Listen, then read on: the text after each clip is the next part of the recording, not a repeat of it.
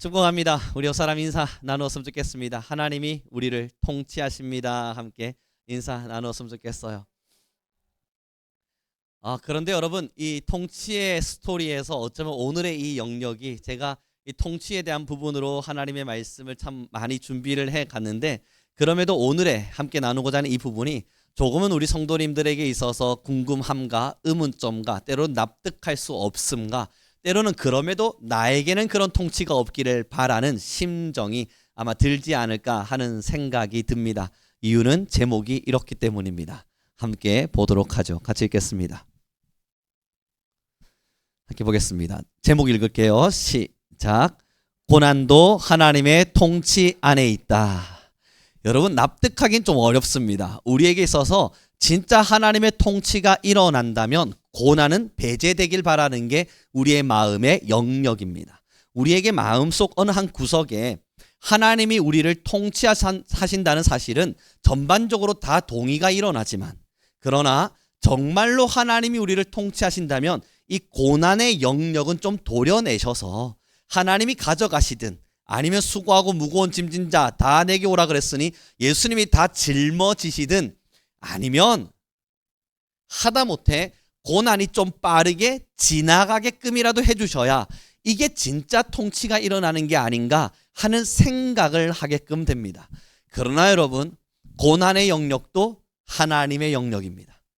고난에 일어나는 이 시간도 하나님의 통치의 영역입니다. 그렇기 때문에 우리에게 고난의 영역이 찾아왔을 때 하나님, 정말 하나님이 통치하신다면 이건 없게 해주세요. 아무리 기도하신다 한들, 여러분, 감기가 지 할 거 다 하고 나간다고 늘 말씀하시잖아요. 하나님의 고난도 자기 할 거 다 하고 나갑니다. 고로 이 고난의 영역도 우리 모든 성도님들이 인정해 주셨으면 좋겠어요. 빨리 지나가길 바라는 건 누구 마음? 내 마음이고요. 하나님의 마음은 이 시간을 통해서 하나님의 뜻을 이루어 가기를 원하시고 하나님이 자녀를 양육해 가기를 원하십니다. 그러니 그러한 시간을 마주하게 될 땐 빨리 지나가기를 기도하기보단 잘 배우기를 기도하셔야 됩니다. 이 고난의 시간이 빠르게 지나가게 해달라고 기도하는 건 어쩌면 시간 낭비일 줄 모릅니다. 이유는 하나님 하실 일을 다 하고 지나가시니까. 그럴 때 빨리 지나가게 하는 가장 좋은 방법이, 주님, 잘 배우겠습니다. 이 시간을 통해서 내가 잘 납득당하고 잘 설득당해서 하나님, 내가 잘 순종해 가겠습니다. 그렇게 빠르게 우리가 순종의 걸음을 걸어갈 때 그 시간이 생각보다 기쁨으로 지나가게 될 거예요. 그게 바로 오늘의 본문의 말씀인데요. 함께 좀 읽어보았으면 좋겠습니다. 8장 28절입니다. 같이 읽도록 하죠. 시작. 우리가 알거니와 하나님을 사랑하는 자 곧 그의 뜻대로 부르심을 입은 자에게는 모든 것이 합력하여 선을 이루느니라. 여러분, 여기에서 나오는 하나님의 뜻대로 부르심을 입은 모든 자에게는 그 뒤에 모든 것이에요. 모든 이가 아니고, 우리가 보통 이 말씀을 잘못 오해할 때는 모든 이로 이해해요. 그래서 모든 사람이 함께 손에 손을 부여잡고 합력하여 선을 이루는구나 라고 생각하시게 되는데, 이 본문은 모든 것입니다. 것이라고 하는 것은 사물, 시간, 사람, 뭐든 할 것 없이 명확하게 지칭할 만한 건지가 없을 때 우리는 것이라고 하는 걸 써요. 그렇습니다. 그래서 이 모든 것이라고 하는 것에는 것이라는 단어 앞에 들어갈 수 있는 모든 게 들어가요. 그럼 여러분, 여기서 이야기하는 모든 것이 합력하여 선을 이룬다는 이 말씀 앞에는 고난이 당연히 포함되어 있습니다. 모든 것이라는 시간 속에는, 모든 것이라고 하는 단어 속에는 내가 당하게 될 고난도, 내가 당하게 될 고통도, 때로는 내게 없었으면 좋겠다 싶은 시간도, 그것이 하나님이 내게 허락하심을 통해서 하나님의 뜻대로 부름을 입었다면 그 모든 것이 합력하여 결국은 뭘 만들어준다고요? 선을 이룰 것이다. 그러므로 우리는 그 자리에서 이 고난이 지나가기를 바라는 것이 아니라 결국 이것도 합력하여 어느 한날 합력되어져 서로 하나가 되어져 내게 선으로 이루어질 것임을 믿는 거예요. 그럼 여러분, 우리가 고난이 지나가고 빨리 사라지길 기도하기보단 아까 말씀드린 것처럼 배워야 돼요. 모든 것을 감사함으로 받아들이고 그 시간을 통해서 하나님의 뜻하심을 배워내야만 합니다. 그러나 여러분, 이러한 이야기가 전달되고 말씀이 선포될 때 아니잖아. 그럼에도 하나님이 자녀를 통치하신다면 그 고난의 영역을 좀 빠르게 배제시켜주고 없애주는 것이 사랑의 하나님의 영역 아닌가, 하나님이 하실 일이 아닌가 라고 우리는 생각할 수 있는데, 여러분, 통치와 통제는 전혀 다른 겁니다. 이것이 무엇인지를 조금 더 이해했으면 좋겠어요. 하나님이 우리를 통치하신다와 하나님이 우리를 통제하신다라는 단어는 다른 의미입니다. 그런데 많은 성도들이 통치라고 하는 단어를 기억하게 될 때 통제로 기억을 해요. 그래서 하나님이 내 모든 인생을 통제해 주기를 원하는 거예요. 예를 들어 걱정거리가 찾아왔어요. 통제해서 못 오게 막아주는 것. 내가 지금 나쁜 길로 갈라 그래요. 그러면 하나님께서 통제해서 그곳에 못 가도록 해주는 것. 때로는 내 인생에 우환과 슬픔이 찾아올라 그래요. 그러면 하나님께서 그 모든 걸 통제하시사 그 슬픔도 때로는 괴로움도 다 오지 못하게 해주는 것. 이걸 통치라고 생각합니다. 통치는 절대 그렇지 않아요.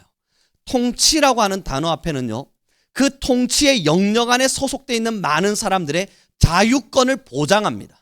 통치는 통제와 다르기 때문에 반드시 자유권이 보장될 수밖에 없습니다. 우리 옆 사람에게 이렇게 인사합시다. 통제와 통치는 다르답니다. 기억해 주셨으면 좋겠어요. 너무 긴장하고 계신 것 같아가지고 좀 분위기를 풀어봤습니다. 여러분, 통제와 통치는 달라요. 통제한다는 게 뭐죠? 길을 걸어가고 있을 때 길을 막았어요. 그건 차량을 통제하는 겁니다. 너가 오는 것, 못 오는 걸 너의 자유이지만, 오는 것도 너의 자유고 가는 것도 너의 자유지만 여기서는 못 넘어오도록 내가 통제하겠다는 거. 이건 자유권의 박탈이에요. 아무리 제가 송우룡이고 대한민국 국민이라 할지라도 지금 차량 통제가 일어나고 있는데 뚫고 들어가면 큰일 나요. 자유권을 박탈당해요. 통제라고 하는 이름 앞에서는요. 그러나 통치라고 하는 이름 앞에서는 자유권이 허용됩니다. 제가 여러분, 우리나라의 법률 안에서 대한민국의 통치를 받으며 저는 자유민주주의 국가를 살아내고 있습니다.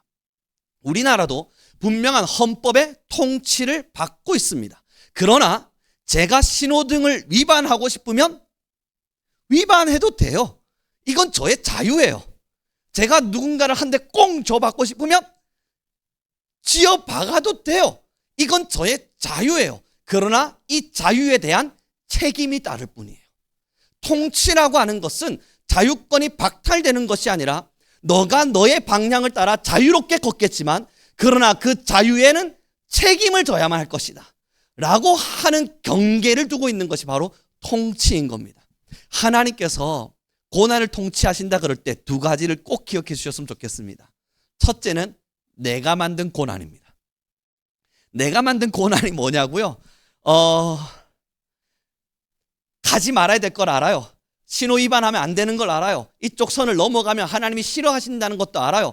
이걸 넘어서는 순간 악에게 유혹당했다는 것도 알아요. 그러나 내가 자유권을 가지고 선택한 거예요. 내가 그 자유권을 가지고 선택했기에 책임이 내게 따라와서 몇 년의 시간 동안 나를 고통스럽게 만드는 거예요. 몇 년의 시간 동안 저를 괴롭게 만드는 거예요. 그 한 번의 잘못된 선택이 얼마나 큰 치명적인 실수가 되었는지 내 인생을 뼈저리게 느끼게 만들어주면서 다시는 그러지 말아야지 하는 후회를 만들어주는 거예요. 여러분, 이것을 뭐라고 예를 들겠습니까? 제가 그런 법을 잘 어기진 않지만 그럼에도 여러분, 길거리에서 싸움이 났습니다. 예를 드는 거예요. 송우룡이 정말 그랬구나. 그러지 말고요. 싸움이 났어요. 그냥 경찰에 신고하고 싸움 났습니다 하면 될 것을 제가 같이 끼어들어가서 막 같이 싸우고 있어요. 봐요. 그렇게 해서 경찰서에 끌려갔습니다. 예를 드는 거예요.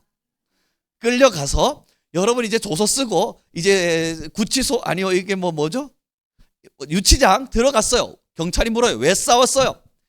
옆 사람이 계속 싸우는데 제가 말렸는데도 안 말려지잖아요. 어떡해요? 제가 때려서라도 말려야지. 그렇게 저는 나름의 이론을 펼쳐가요. 그러나 사람을 때리면 법적 처벌을 받는다는 건 우리나라 헌법에 기록되어 있어요. 아무리 선한 의도로 이 사람들 간의 싸움을 말리기 위해 나는 이 사람들을 때려서라도 말렸습니다. 라고 설득한다 한들 유치장에서 구치소로, 구치소에서 교도소로, 아니면 법정으로 들어가서 여러분 나름대로 이 판사한테 판결을 받을 수밖에 없는 거예요. 이건 저의 작은 실수로 인해서 고통이 찾아온 겁니다. 그리고 그 고통이 나에게 책임을 묻고 있는 거예요. 네가 알고 있지 않았냐? 하나님의 말씀대로 어떻게 살아야 되는지 알고 있지 않았냐? 하나님께 무엇을 순종해야 되는지 알고 있지 않았냐? 하나님이 너에게 어떤 걸 요청하시는지 알고 있지 않았냐? 그러나 스스로 핑계대어가며 그 법을 무시했기에 우리의 인생의 걸음 속엔 고난이라고 하는 책임이 찾아오게 되는 겁니다. 이건 통치의 영역입니다. 하나님이 우리를 통치하고 계시기에 그 고난의 영역을 허락하심으로써 우리가 무엇을 잘못했는지, 어떠한 것을 실수했는지, 앞으로는 어떤 것을 하지 말아야 되는지를 깨닫게 해주십니다. 그러니 여러분들께서 혹시 신앙하다가 고난이 찾아올 때 무조건적으로 하나님이 주시는 고난, 하나님이 내게 주시는 시험, 그래서 이것을 통해서 좋은 일이 오리라 라고 믿지 않길 바랍니다. 대부분의 신앙인들은 내가 욥이 아닌 이상은요, 우리가 욥이 아닌 이상은 기억해 주셨으면 좋겠어요. 내 실수에 의한, 내가 선을 넘어선 것에 의한 책임의 고난이 찾아올 뿐인 겁니다. 내가 하나님의 말씀을 명확하게 의존하지 못해서, 순종하지 못해서 그에 대한 책임의 고난이 내게 찾아왔을 뿐이에요. 우리 함께 고백합시다. 나는 욥이 아니다. 꼭 기억해 주셨으면 좋겠어요. 대부분의 사람들이 작은 고난만 찾아와도 자기가 무슨 요셉인 양, 아니면 욥인 양 하나님께서 나를 국무총리로 세우기 위해, 아니면 하나님이 나의 아름다운 믿음을 시험하기 위해 이 고난을 주셨다고 오해해요.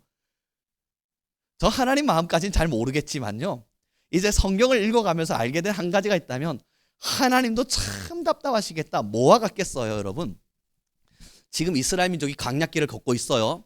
강약길을 열심히 걷고 있는데 물이 없다고 막 원망, 불평, 막 모세를 향해 삿대질, 거기다 대고 하나님께서 왜 나를 이 애굽 땅에서 이 강약까지 오게 하셨는가? 그렇게 여러분 많은 스스로에 대한 자책, 하나님에 대한 불평을 쏟아내요. 그랬더니 하나님이 책임을 물으시사 불뱀을 보내셨어요. 그럼 여러분 이제 생각하십시오. 그 불뱀에 몰리고 있는 그 이스라엘 사람들이 내가 욥인가 보다, 하나님이 나의 믿음을 시험하시사 이 불뱀을 통해 나를 단련시켜 가는구나 생각하는 게 맞습니까? 아니면 우리가 불평했구나, 우리가 하나님을 원망했구나, 우리가 하나님의 애굽 땅에서 보내주신 은혜를 망각했구나, 내가 하나님의 사랑을 잊어버렸구나, 회개하는 게 맞습니까? 후자지요. 그러나 우리는 이스라엘 사람과 달라서 내가 욥이라 믿어버리는 경우가 너무 많습니다. 그러니 여러분, 오늘 우리 성민교회는 꼭 기억했으면 좋겠습니다. 고난이 찾아오면 99%는 내 실수에 의한 책임입니다. 하나님이 통치하고 계시기에, 통제한 게 아니라 통치해 주시기에 우리에게 자유권을 주셨고, 그 자유에 의해서 선택할 수 있는 많은 일들이 있었으나 그 선택의 실수들로 만들어진 책임이 우리에게 물어지고 있는 거예요. 그럼에도 나머지 99%를 배제하면 1%가 남아요. 그 1%가 분명히 있어요. 나의 선택도 아니고 나의 잘못도 아니고 내가 하나님 앞에서 무언가 큰 범죄를 저지른 것도 아니에요. 그러나 정말 욥과 같이 가만히 있었는데, 하나님을 너무 잘 섬겼는데, 주의 말씀대로 살기 위해서 모든 것을 쏟았는데 하나님이 고난이라고 하는 걸 주실 때가 있어요. 그 고난을 주실 때면 여러분, 만약 정말 이 1%에 들어간 고난을 여러분이 감당하고 계신다면 그건 여러분 빨리 지나가라고 기도하지 마세요. 이유는 그 고난만큼 큰 선물은 없기 때문입니다. 욥이 그 고난을 견뎌냈어요. 물론 굉장히 힘들었을 겁니다. 그러나 그 고난을 견뎌낸 이후에 욥이 마지막에 뭐라 기도합니까? 우리 성도님들은 이미 다 잘 알고 계시잖아요. 내가 이제 여호와를 눈으로 배웁습니다. 여러분, 신앙의 완성이 일어난 거예요. 신앙의 완성에 도달해 버린 거예요. 하나님께서 더 이상 이 욥을 향하여 뭐라 할 말이 없을 만큼 하나님의 실존하심을, 하나님의 임재하심을, 아니 하나님의 현현하심을 욥이 그대로 눈으로 배웠고, 내가 이제는 귀로만 듣던 그 하나님을 눈으로 배웠습니다. 여러분, 신앙의 완성이 일어났어요. 이 완성의 현장 앞에 서는 날, 그 감격과 감사가 얼마나 크게 넘쳐나겠습니까? 욥이 그 고난 거치고 났더니 재물이 2배로 뻥 뛰어버렸고, 아내는 더 예뻐졌고, 자녀들은 이렇게 생겼고, 여러분, 그게 뭐 그리 큰 대수가 돼요. 진짜 중요한 건 하나님을 배웁게 되었잖아요. 내 신앙이 완성되어졌잖아요. 이 놀라운 경험을 하게 됩니다. 그러니 고난은 2개 다 선한 거예요. 내게 찾아온 이 고난이 첫 번째, 나의 실수로 일어났다 할지라도 하나님은 우리에게 고난을 통해 교훈을 허락하십니다. 2번째, 하나님께서 정말 우리를 욥처럼 단련하시사 우리의 실수가 아닌 고난이 주어졌다 할지라도 그것은 저와 여러분의 신앙을 완성시켜냅니다. 그러기에 오늘 28절을 다시 읽어보시죠. 함께 읽겠습니다. 시작.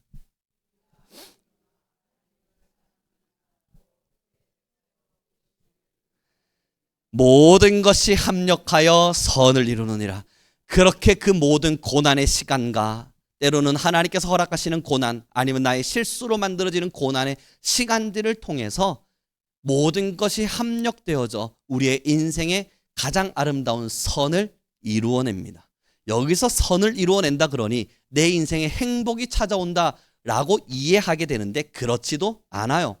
여기서 선을 이룬다는 이 선은 예수 그리스도를 상징합니다. 다시 말해서 이 모든 것이 선을 이룬다는 것은 하나님의 나라를 완성한다는 거예요.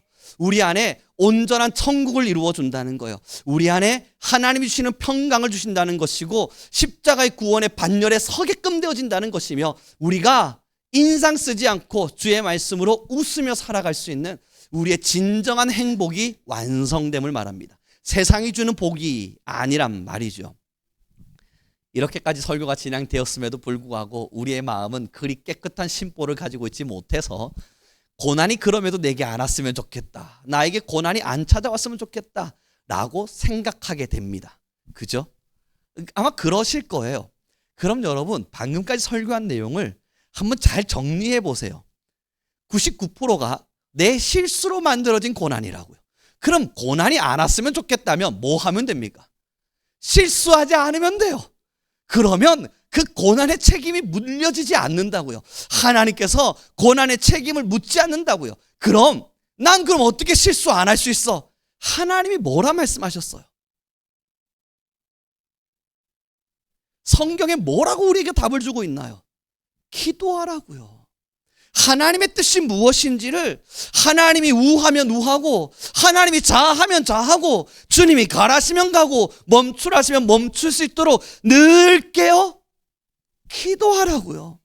그 늘 깨어 기도함으로 말미암아 우리가 주님의 말씀에서 이탈하고자 하고, 우리가 하나님의 말씀대로 살지 않으려고 하는 불순종의 마음을 억제해서 세상에 유혹당하지 말고 하나님의 발, 하나님의 말씀이 우리의 발의 등대가 되어 우리의 길을 비출 수 있도록 하라고요.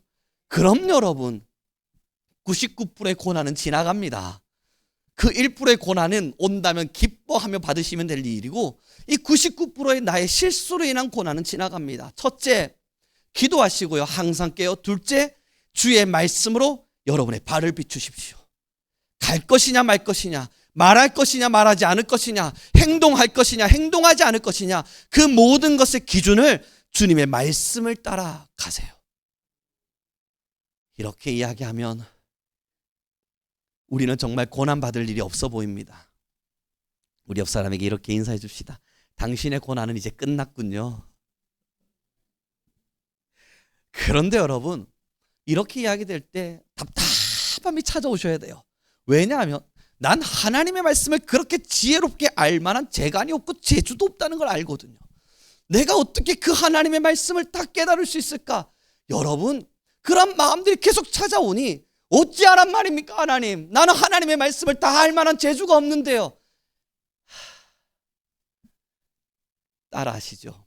그래서 하나님은 내게 양심을 주셨다. 하나님의 말씀을 다 하려고 말하지 않아요. 양심이라도 따라 살라고요. 그래서 여러분 말씀에는 너의 믿음의 양심을 이야기해요. 너의 그 믿음의 양심이 뭐냐를 묻고 있어요. 성경에 자세히 찾아보면 그 양심을 올바로 세우라고 이야기해요. 여러분 하나님의 말씀 다 모르시겠다고? 괜찮아요. 누가 뭐 신학교 오라 그럽니까? 아니면 신학 공부 열심히 해서 그 세밀한 하나님의 음성마저 다 드러내라 그럽니까? 아니면 천국으로 올라가시사 사도 바울처럼 하나님과 함께 뜨겁게 소통하듯 모세처럼 주의 얼굴을 보라 그럽니까? 그거 아니라고요. 지금 저와 여러분에게 하나님이 요청하시는 건 인간이 인간다울 수 있는, 사람이 사람다울 수 있는 기본적인 양심은 지키며 살아가라고요. 그것만이라도 지키면 하나님의 말씀의 대부분을 지킵니다. 남의 걸 보며 허우 갖고 싶다, 욕심 버리라고요. 때로는 누군가에게 내가 화를 내고 싶어하는 마음이 들 때 내 양심을 따라 그에게 선한 것을 드러낼 수 있는 용기를 가져보라고. 여러분 제가 헌법을 혹시 다 외우고 있다고 생각하세요? 아니, 우리 성도님들 모두에게 질문 드려볼게요. 나는 우리 대한민국 헌법을 다 외우고 있다. 없죠. 그러면 민법이라도 외우고 있다. 없죠. 그럼 형사법 정도는 외우고 있다.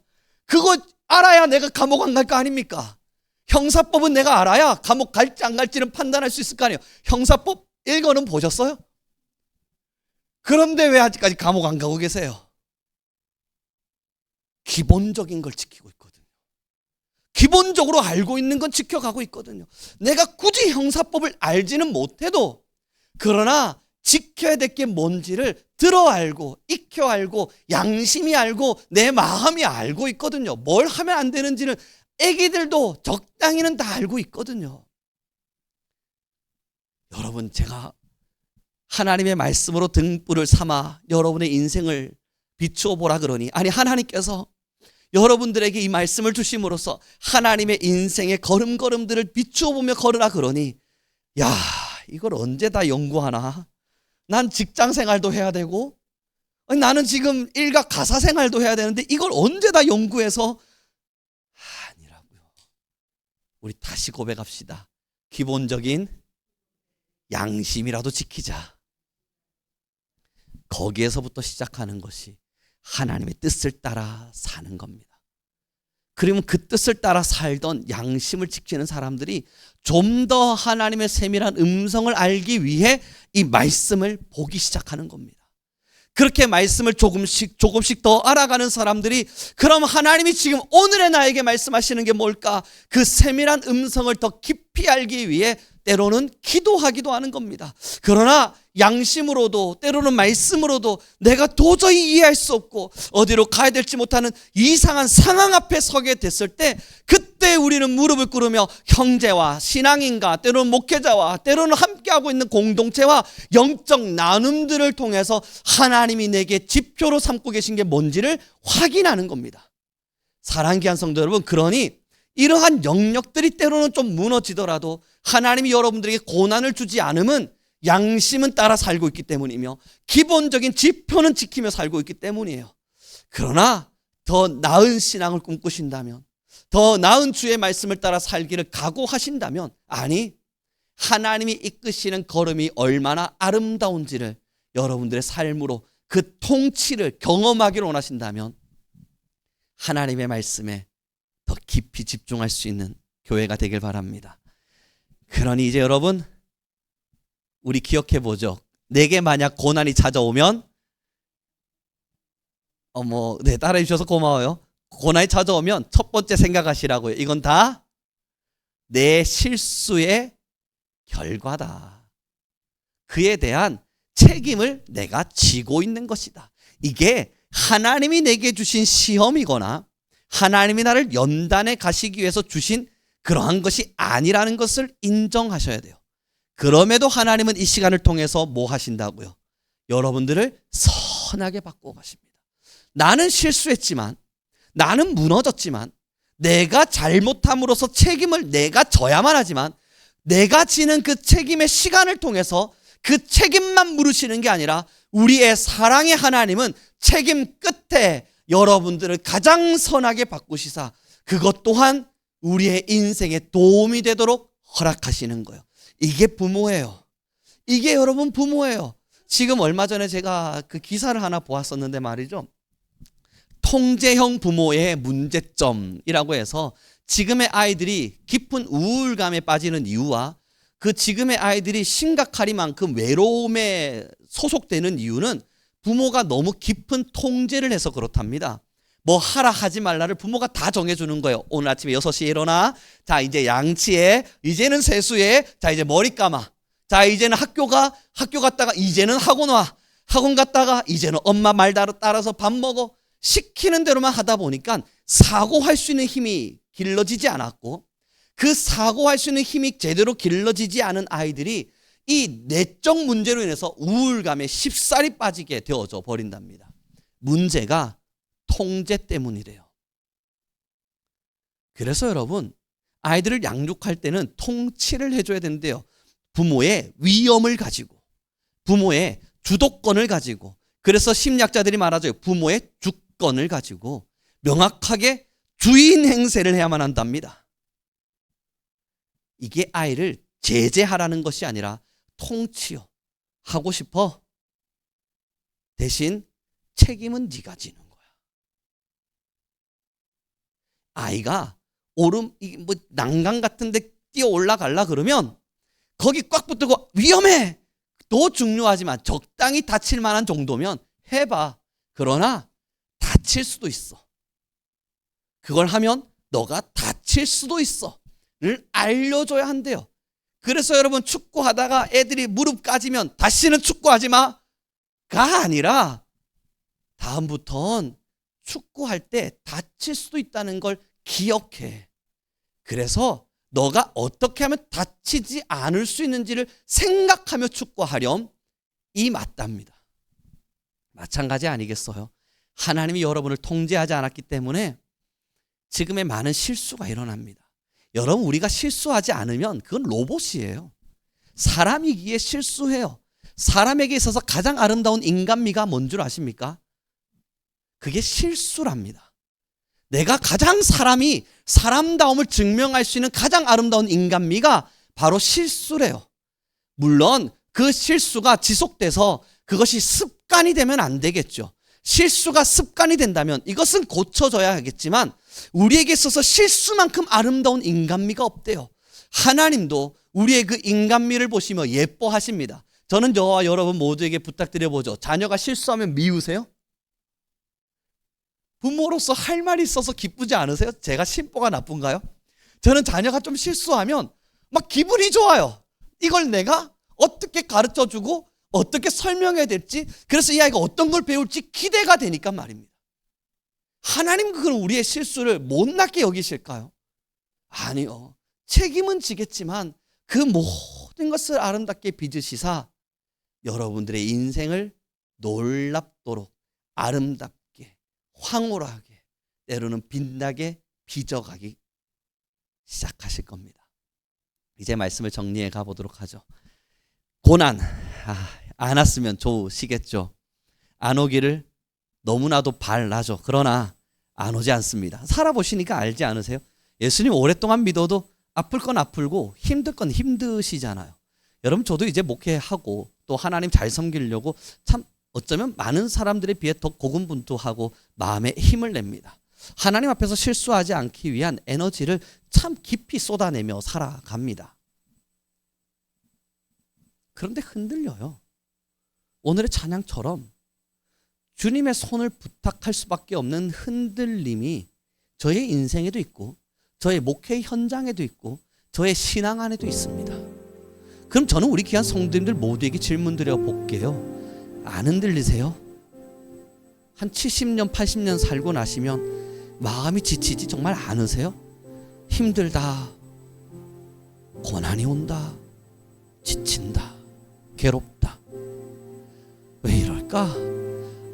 내 마음에 힘을 내서 견뎌내고 계시겠지만 그걸 견뎌낼 수 있을 만한 그 정도의 체력이 길러져서 마음의 힘이 길러져서 그럼에도 잘 견뎌내고 계시겠지만 그러나 여러분 무너지실 때 있잖아요. 힘드시잖아요.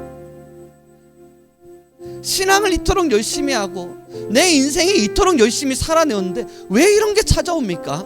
결국 이게 인생입니다. 사람은 실수합니다. 실수인 줄도 모르고 실수하며 살고요, 이게 내게 어떤 책임을 물을 줄도 모르고 고통당하며 때로는 힘겨워합니다. 젊은 시절 힘겹게 살았던 인생의 걸음을 통해 무릎에 관절이 나갈 줄 누가 알았겠어요. 자녀를 잘 키워보기 위해서 힘써 살아냈던 나의 인생에 남은 감정이 허탈감뿐일 거라는 걸 누가 알았겠어요.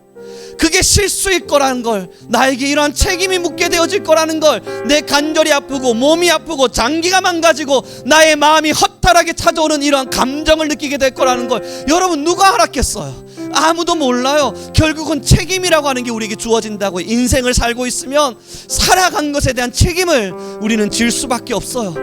하지만 그 책임을 지어달라 그러면 하나님도 그건 하시지 않으시겠지만, 그 책임이 없게 해달라 그러면 하나님도 거기에는 손대지 않으시겠지만, 한 가지를 기억해달라고요. 그러한 책임이 여러분에게 물어지게 될 때 하나님, 이 모든 것이 합력하여 선을 이루게 하여 주십시오. 내가 배우겠습니다. 이것이 나에게 어떤 선으로 다가올지, 어떻게 하나님의 역사를 이루어내게 될지, 하나님이 나를 통하여 무엇을 완성해 가실지, 나의 실수투성이와 같은 인생을 주님께 맡기니 하나님의 강한 손으로 붙잡아 주십시오. 기도하면 마태복음 8장 28절의 말씀, 하나님께서 모든 것을 합력하여 선을 이루게 하실 겁니다. 이것이 우리의 인생이요, 하나님 우리에게 허락하신 신앙이고, 우리가 걷는 이 걸음 속의 희망입니다. 우리는 이 희망 덕분에 내게 찾아오는 책임을 견뎌내는 겁니다. 축복해요. 그러니 여러분, 늘 여러분들을 위해 기도하겠습니다. 고난이 없길 기도하겠으나 찾아오실지라도 잘 협력하는 그러한 도구가 되길 기도하겠습니다. 그렇게 우리 멋지게 인생을 수놓아 가봅시다. 우리 함께 찬양하며 나아갔으면 좋겠습니다. 같이 고백하죠. 전능하신 나의 하나님, 전능하신 나의 하나님, 삶에 가득한 주님의 통치 보호하시고